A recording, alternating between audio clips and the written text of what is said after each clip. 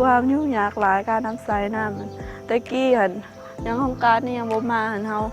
เราไปตักน้ำอยู่ห้วยอยู่หันย่างมาหันย่ามีลูกหันน้องกับห้าคือกันภายหลังที่นี่เฮามีน้ำใส่ครอบครัวน้อง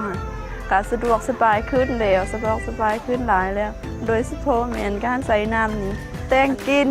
ใส่ของน้ำกับซักเครื่องซักของอย่างต่างๆแล้วก็ล้างถ้วยล้างหม้อสบายแล้วสะดวกแล้วครอบครัวน้องเต็มใจที่จะจ่ายค่าน้ำเพื่อเป็นการบำรุงรักษาระบบน้ำลิ้นให้ใช้ได้ตลอดไปว่าอยากให้ขายสะอาดตัวสิ่งแวดล้อมของมันก็เป็นอยู่ได้สุขภาพอยากให้เฮงเลยส่วนหลายเป็นตัวเพราะนับจะได้ไปถ่ายคือว่าใครหรือลูกพอบ้านข้าพเจ้านี้เนาะนะครับประกาศตัวนี้เนาะ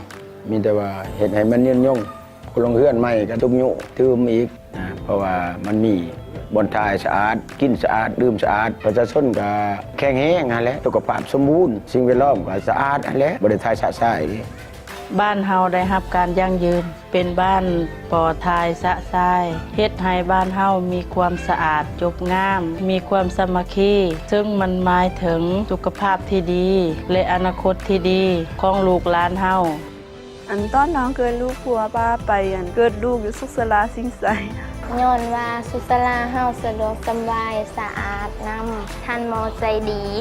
ท่านหมอได้แนะนำให้กินอาหารประเภทผักเสียนครบ5 หมวด5 หมู่โดย